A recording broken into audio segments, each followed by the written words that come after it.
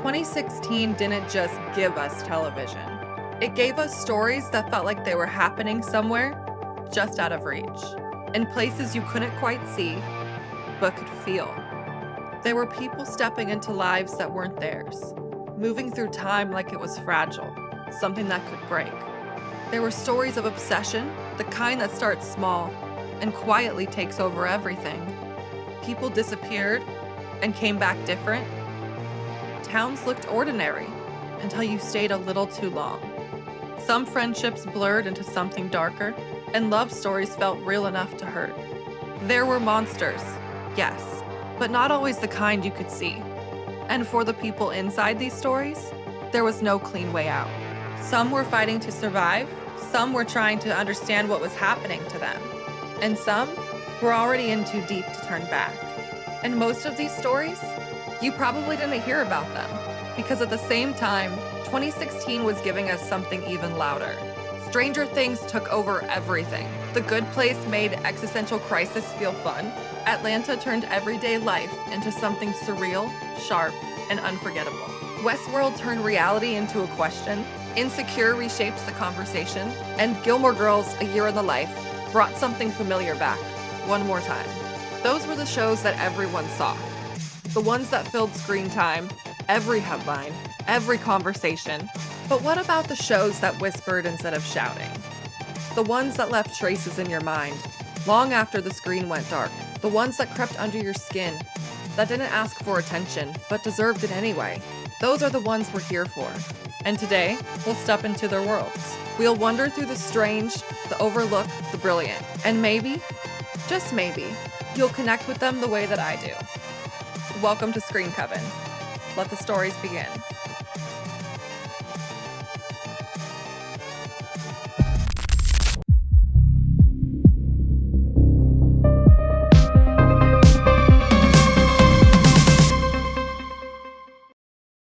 Hi everyone, welcome back to another episode of Screen Coven.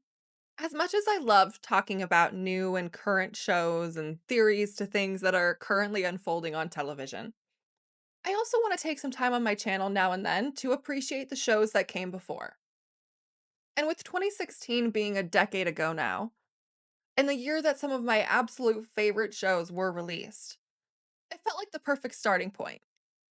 As I mentioned in my opening, we're not here today to talk about Stranger Things, Westworld, and some of the shows that premiered in 2016 that lived a great long legacy, really. This is about the shows that you maybe never heard of. Every show that I talk about today is worth watching. But there still has to be some sort of order to all of this, right? So we're going to do it in terms of our rating system. If you're new here, I like to rate things by planchettes. I give every show on this list at least a minimum of 3 planchettes. So we'll start around there and work our way up to the ones that I think are 5 out of 5. Search Party starts small. Almost forgettable, honestly. A group of 20-somethings in New York, drifting through life with just enough self-awareness to know they're not where they thought they'd be, and not quite enough motivation to do anything about it. They're comfortable being a little lost, until suddenly, one of them decides she isn't. Dory becomes fixated on the disappearance of someone she barely knew in college. Not a close friend, not someone central to her life, just someone she remembers. And for reasons she can't fully explain, she decides she's going to find her. At first, it feels harmless, almost admirable, like she's finally found a sense of purpose, something meaningful to hold on to, in a life that's been drifting for a while. But the deeper she goes, the more that purpose starts to shift. Because this isn't just about finding a missing person anymore. It becomes something else, something more obsessive, more consuming. And the people around her friends, who are all dealing with their own versions of confusion, ego, and insecurity, get pulled into it whether they want to or not. And that's where the show really starts to change. Because what begins as a slightly awkward, almost comedic mystery slowly transforms into something much darker. The tone tightens, the humor stays, but it sharpens. It becomes more uncomfortable, more pointed. The kind of humor that makes you laugh and then immediately question why you're laughing. Because these characters aren't great people. They're self involved, reactive, sometimes shockingly careless in the way they move through the world.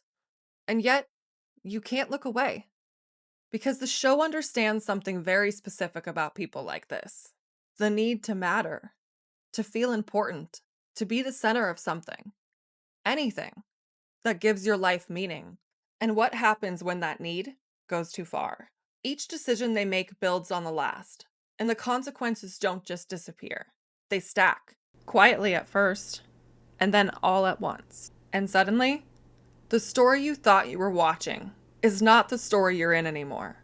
It evolves in ways that feel almost unpredictable, shifting genres, shifting tone, constantly asking you to reassess what you think is going to happen next. But at its core, it stays focused on these characters and how far they're willing to go to maintain the version of themselves they want the world to see, even if it means losing sight of who they actually are. It's funny, uncomfortable, and a little unsettling. And the deeper you get into it, the harder it is to tell where curiosity ends and something much darker begins.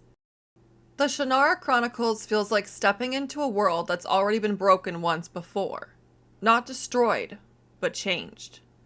It's set in a distant future that looks like the past, where remnants of our world are buried beneath forests, ruins, and myths that people barely understand anymore. Magic exists, but it's unstable, fading in some places, growing stronger in others. And there's this constant sense that something ancient is starting to wake up, something that was never meant to return. At the center of it are three people who are pulled into a story much bigger than themselves. Will, who doesn't see himself as a hero, just someone trying to survive, trying to find his place in a world that feels like it's always asking more of him than he's ready to give. Amberly, who carries the weight of expectation whether she wants it or not. She's tied to something sacred, something powerful. And the closer she gets to it, the more she realizes that being chosen doesn't mean being protected. And Atreya, sharp, guarded, used to relying on no one but herself. She moves through the world like she's always one step ahead, but she can't outrun what's coming. Their paths collide in ways that feels inevitable, because there's a prophecy. And like most prophecies, it doesn't come with instructions, just pieces, warnings, the kind of knowledge that tells you something is going to happen, but not how to stop it. As they move deeper into this world, the stakes become clearer. The balance between magic and reality is breaking down. Creatures that were once locked away are finding their way back. And the systems that have kept everything in place for generations are starting to fail. What makes this show work is that it doesn't just rely on the scale of the world. It builds its tension through the characters, because none of them are fully prepared for what they're facing. They make mistakes, they hesitate, they trust the wrong people, they carry fears they don't always say out loud, and every choice feels like it matters. There's a weight to it. The sense that not everyone is going to make it through, and that even the right decision can come with consequences. It has all the elements you'd expect: magic, kingdoms, ancient forces, battles between light and dark, but it also leans into something more emotional. What it means to be chosen, what it costs to protect something bigger than yourself, and whether destiny is something you follow or something you fight against. Because the closer they get to the truth, the more it becomes clear. This isn't just about saving the world. It's about deciding what kind of world is worth saving in the first place. Easy is one of those shows that doesn't announce itself. No grand premise, no ticking clock, no world-ending stakes, just ordinary people, which, as it turns out, can be more complicated than any apocalypse. The show moves through Chicago, dropping you into different lives each episode. Relationships at various stages, just beginning, quietly unraveling, or stuck somewhere in between. There's no single main character, no central storyline guiding you from point A to point B. Instead, it builds something broader, a kind of mosaic of modern life. And what makes it really interesting is how these stories overlap. You might meet someone in one episode, then see them again later from a completely different angle. It's subtle, but it gives the whole thing a sense of continuity. Like everyone's living their own story, but still brushing up against each other in ways that matter. The cast is part of what makes it work so well. You'll recognize a lot of these faces, but no one's trying to steal the spotlight. They just settle into these roles in a way that feels natural, like you've known people like this. Maybe you are one of them. And the show gives them space to be not perfect. People make questionable decisions, they misread situations, they stay in things longer than they should, or leave too early. There's a lot of, this seemed like a good idea at the time, which, if we're being honest, is probably responsible for most of human history. It's funny in a quiet way, not punchlines, but moments. A look, a pause, a conversation that just goes slightly off track. But there's also a lot of heart here. It's in the small things, how people connect, how they drift apart, how they try, and sometimes fail, to understand each other. And it doesn't rush to explain anything, it just lets it play out. No big speeches, no tidy conclusions, just the sense that life is happening, whether we figured it out or not. And somehow, that's the point. Travelers doesn't start in the future, it starts here. Normal people, ordinary lives, nothing that stands out until, suddenly, something changes. A pause, a shift, and then they're not the same person anymore because their consciousness has been replaced, not by something random, but by someone from the future. A future where things have already gone wrong. Not in one catastrophic moment, but slowly, systematically. The kind of collapse that doesn't make headlines until it's too late to stop it. And so the solution isn't to fix the future, it's to rewrite the past. These travelers are sent back into specific people at precise moments right before death. The timeline is preserved, the body survives, but the person inside is someone else entirely. And they arrive with a mission, a set of protocols, rules that are supposed to keep everything under control. Don't alter the timeline unnecessarily. Don't form personal attachments. Don't interfere beyond your assignment. Simple rules.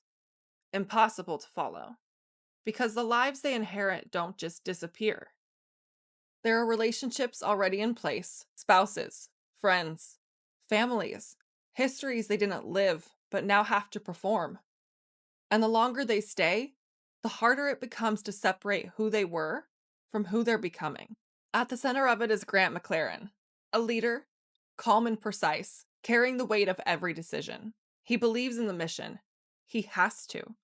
But even he starts to feel the strain of living a life that isn't his, making choices that ripple in ways no one can fully predict. Around him is a team that feels carefully curated, constructed, and quietly unstable. Marcy, brilliant and emotionally guarded, navigating a world that feels both familiar and completely foreign. David, the one person in her life who doesn't know the truth, and maybe the only one who sees her clearly. Trevor, outwardly a teenager, but carrying decades of experience, trying to balance logic with the strange reality of being underestimated. Carly, sharp, defensive, fiercely protective, especially when it comes to the life she's stepped into, whether she was supposed to care about it or not. And Philip, unpredictable, struggling, constantly on the edge of breaking the rules that are supposed to hold everything together. They're not just a team, they're a system under pressure. Because the missions aren't always clean, they don't always make sense. Sometimes they're small, almost insignificant, and sometimes they demand sacrifices that feel almost wrong, and they don't always know why they're doing what they're doing. All instructions come from something called the director, an intelligence, an algorithm, a presence that exists somewhere in the future, calculating outcomes, making decisions based on probabilities rather than emotions. It sees the bigger picture. They don't. And that's where the tension lives. Because at some point, you start to wonder, how much do you trust a system that asks you to rewrite lives without ever explaining the full cost? The sci-fi here isn't flashy. It's controlled, precise, and quietly unsettling. It's about time, Yes, but more than that, it's about identity, about control, about what happens when you try to fix something as complex as human history with logic alone. And the deeper it goes, the more the lines start to blur between past and future, mission and morality, who they were and who they are now. Because saving the world sounds simple until you realize what it actually takes. Sweet Vicious is the kind of show that disarms you first. It looks bright, stylish, a little chaotic in a fun college campus kind of way. The kind of story where you expect parties, friendships, and maybe a little drama. And then you realize that's not what this is. Because underneath all of that energy is something much heavier, something real, something that doesn't get talked about nearly enough. At the center of the show are two girls who, on the surface, shouldn't have anything in common. Jules seems like she has it all together. Polished, focused, the kind of person who knows exactly who she's supposed to be and how to present it to the world. Ophelia is the opposite. Unpredictable, sarcastic, drifting through life with this chaotic energy that feels almost accidental, but isn't. And when they cross paths, it doesn't feel like fate. It feels like recognition. Like two people realizing, in very different ways, that the system around them isn't working. Because what's happening on this campus, what's being ignored, dismissed, and buried, it's not isolated. It's not rare. It's just accepted. And they decide not to accept it. What they do about it is where the show shifts. Because this is not just a story about surviving something difficult. It's about what happens when someone decides to fight back. Not in a loud, public, easily understood way, but something more deliberate, more controlled, more dangerous. They become something almost myth-like on campus. A rumor, a presence, a question people start asking in whispers. Who's doing this? And why? The show walks a very careful line. It gives you moments of humor, of style, of almost playful energy, and then pulls you straight back into the reality of what's driving it all. There's anger here, justified anger, but also fear, isolation, the kind of loneliness that comes from feeling like no one is really listening. And the characters carry that in different ways. Jules is trying to hold on to control, to keep everything contained, structured, purposeful. Ophelia moves like she has nothing to lose, but that kind of energy usually comes from somewhere deeper. And the people around them, friends, classmates, outsiders looking in, start to feel the ripple effects of what they're doing. Because this kind of fight doesn't stay contained, it spreads. It forces people to look at things they'd rather ignore. It asks a question that doesn't have an easy answer. What does justice look like when the system meant to provide it fails? The show doesn't pretend to solve that. It just sits in the tension of it. And that's what makes it a hit. Because beneath the humor, beneath the style, beneath the almost rebellious energy, there's something very real at the center of it. And once you see it, you can't really unsee it. The girlfriend experience doesn't pull you in with chaos. It pulls you in with control. Everything about it feels deliberate, measured, almost too precise. At first, it follows a woman who appears to have everything mapped out, intelligent, ambitious, moving through her life with a kind of quiet confidence that feels unshakable. She understands systems, power structures, how to navigate spaces where expectations are clear and outcomes are predictable. But then she steps into something else. A world that exists parallel to everything we recognize. Structured, transactional, and built on an entirely different set of rules. And what's unsettling isn't the world itself, it's how quickly she adapts to it, and how natural it begins to feel. Because the show doesn't frame this as something chaotic or dangerous in an obvious way. There's no dramatic shift in tone, no moment where everything spirals out of control. Instead, it becomes quieter, more controlled, more calculated. And that's what makes it feel darker. Every interaction carries weight.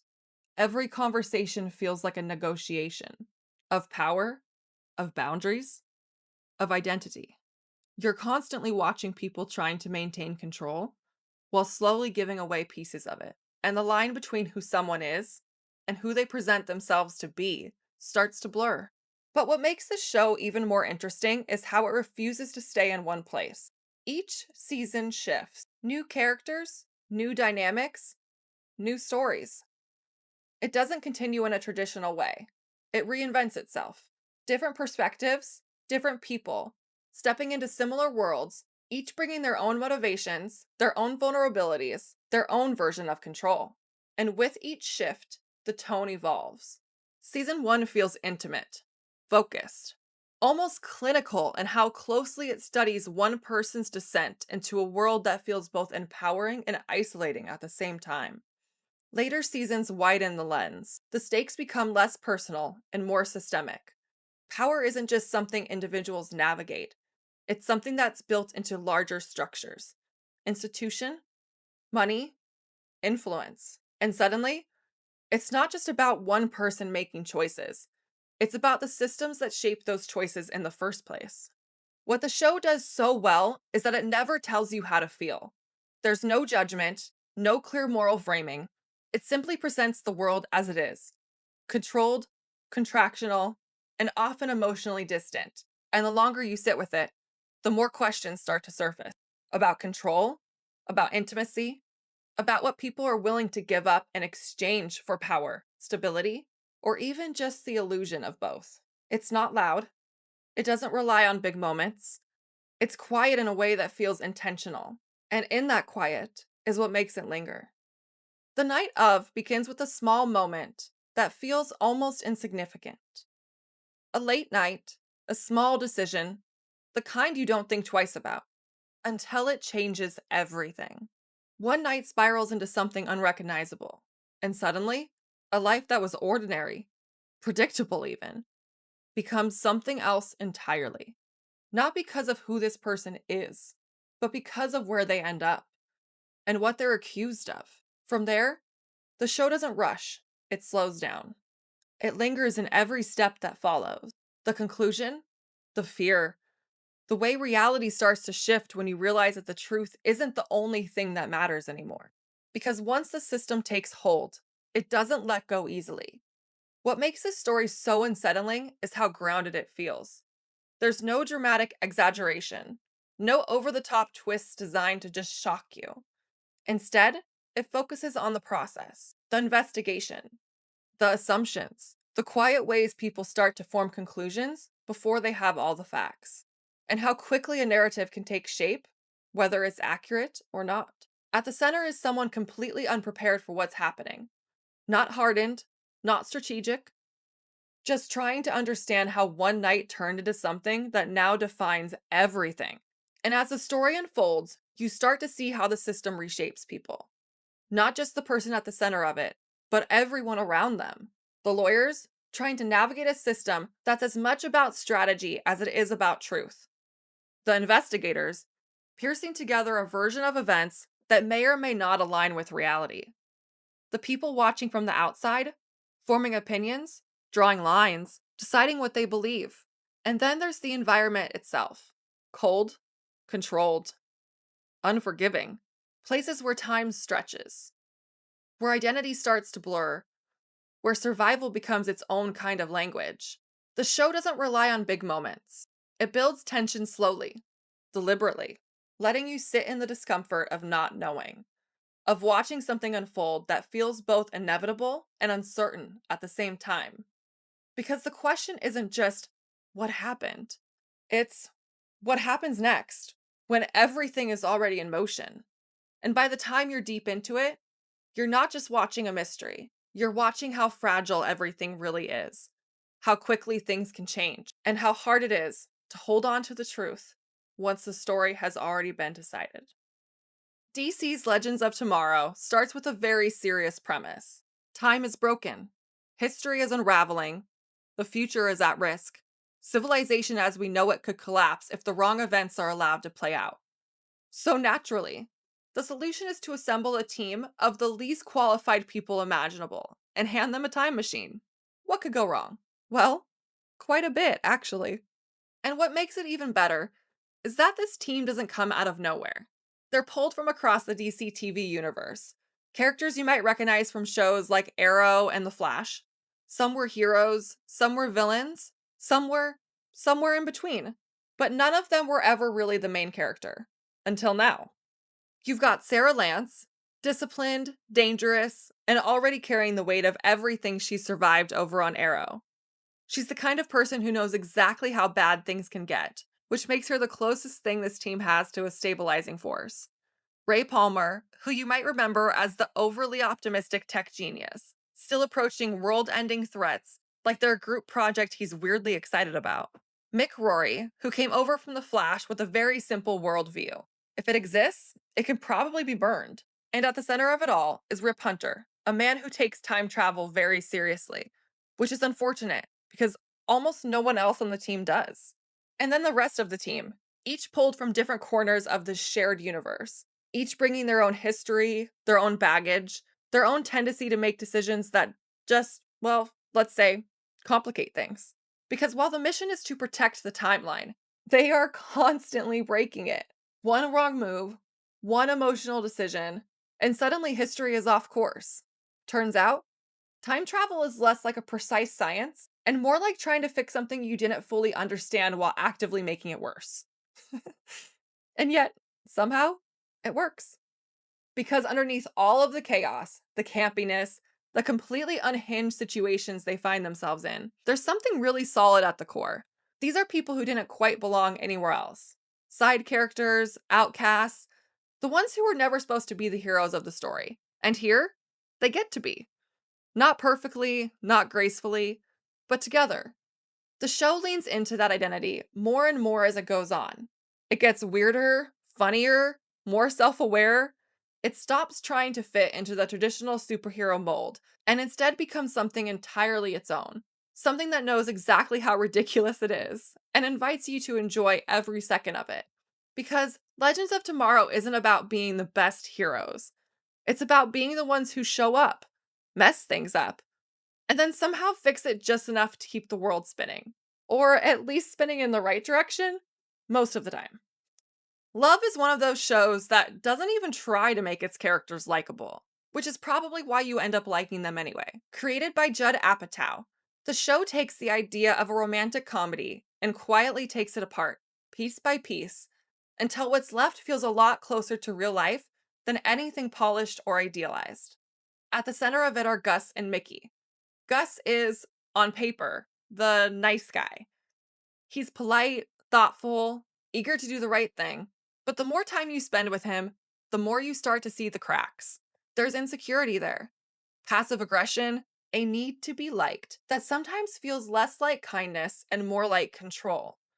He's the kind of person who thinks he's doing everything right and doesn't always notice when he isn't. Mickey, on the other hand, doesn't even pretend to have it together. She's impulsive, brutally honest, emotionally unpredictable. She makes decisions that are questionable at best, self destructive at worst, and she knows it. That self awareness doesn't always help, though. If anything, it makes everything feel sharper. She wants connection. She just doesn't always trust it when it shows up. And when these two meet, it's not smooth. It's not romantic in the traditional sense. It's awkward. It's messy. It's sometimes frustrating to watch because they both have this incredible ability to get in their own way and occasionally drag each other down with them. There are moments where you'll be sitting there thinking, why are you like this? And the answer is because people are like this. That's the thing that the show understands so well. These characters can be selfish, they can be difficult, they can make choices that make you wince a little, but they're also vulnerable and trying, and in their own flawed way, kind of sincere. And somehow, that combination makes you care. Because underneath all the bad and awkward conversations, there's this quiet question running through everything. Can two imperfect people actually make something real work? Not something ideal, not something easy, but something honest. The show doesn't rush to answer that. It lets things unfold slowly, sometimes uncomfortably, the way real relationships do. And by the time you realize how invested you are, you're already in it with them, for better or worse. The OA doesn't begin like a typical sci fi story. It begins with a disappearance. A young woman vanishes without a trace. Gone for years. No answers, no body, no explanation. And when she finally returns, she doesn't come back the same. She calls herself the OA. She won't explain what that means. And maybe the most unsettling part, she was blind before she disappeared. And now she can see. From the outside, it feels like a miracle. But the longer you sit with it, the more it starts to feel like something else. Something harder to explain. Something that doesn't quite fit into the rules we understand. Because Prairie, or OA, doesn't just come back with her sight. She comes back with a story. And it's not the kind of story you can tell casually. It's the kind you only share in pieces, carefully, with people who are willing to believe you, or at least willing to listen. She gathers with a small group, outsiders, in their own ways. People who don't quite belong where they are. A group of teenagers drifting through their own lives, along with a teacher who probably didn't expect to be pulled into something like this. And what she tells them begins to unfold like a puzzle. Not all at once, not clearly, but fragmented. Memories of confinement, of experiments, of something happening just beyond the edge of death. Something scientific, but also deeply strange. As if the boundaries between life and something other are thinner than we've been told. There's a man at the center of it. Quiet, controlled, obsessive. Not a villain in the traditional sense, but someone who is driven by a question so consuming that everything else becomes secondary. What happens when we die? And more importantly, is that the end? The show doesn't hand you answers. It lets the mystery build slowly, layering tension in a way that feels almost hypnotic. You're constantly trying to piece it together. What's real? What's not? What it all means. And just when you think you understand the rules, it shifts. That's where the sci-fi really comes in. Not in a flashy, futuristic way, but in something more unsettling. The idea that reality might be more flexible than we think. That time, consciousness, identity, those things might not be as fixed as we've always believed. It leans into questions that feel bigger than the story itself. What connects people? What carries over? And how far would someone go to prove that there's something beyond this life? But what makes it stick with you isn't just the mystery. It's the characters. They're not heroes. They're not chosen in any obvious way. They're just people. Lonely, searching, trying to understand their place in the world. And somehow, they get pulled into something that feels much larger than them. And once they're in it, there's no clean way out. The tone gets darker and deeper as you go. More uncertain, more intense. Because at some point, it stops being about whether the story is true, and it starts being about what it means if it is. It's the kind of show that doesn't just ask you to watch, it asks you to believe something, even when you're not sure you should. Imagine being born into a legacy you never asked for. Not just a family name, but a debt. Something unfinished, something violent, something that's been waiting specifically for you. That's Wynonna. She doesn't come back home because she wants to. She comes back because she has to. Because there's something in that town, something tied to her blood, that won't let her go. And the worst part, everyone already knows who she's supposed to be. The heir.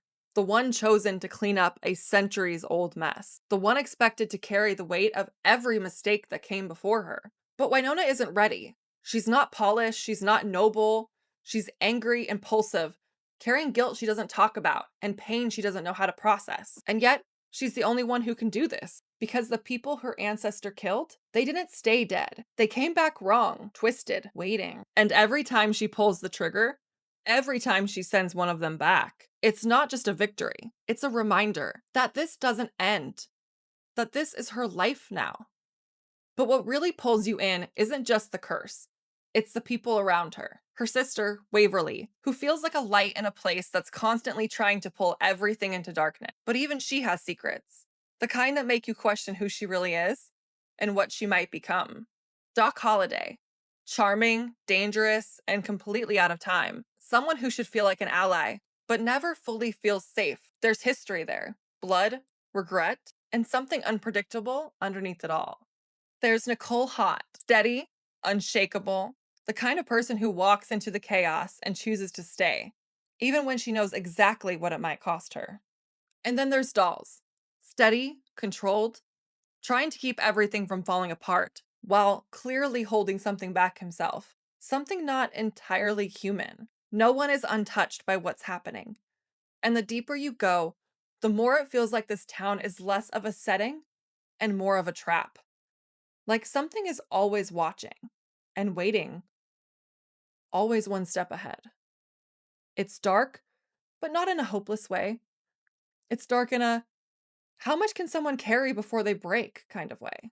And somehow, in the middle of all that chaos, there's still humor, still connection, still moments where these characters choose each other, even when everything else is falling apart. It's messy, it's emotional, it's violent and funny and weirdly heartfelt all at once. And the longer you stay in it, the more it feels like this isn't just a fight against monsters. It's a fight against destiny itself. This has been my top 11 underrated shows that premiered in 2016. Thank you guys for watching. Do you like content like this, going down nostalgia lane and talking about old content and shows to watch? Let me know in the comments. Maybe the next one will be 2006, since that's 20 years ago. That could be a really fun one to talk about. If you're TV obsessed like me and love talking about theories to your favorite shows and what's happening next, please subscribe to my channel and stay tuned for more videos like this. And let me know in the comments what shows you're watching and what kind of shows you'd like me to make videos about. See you next time.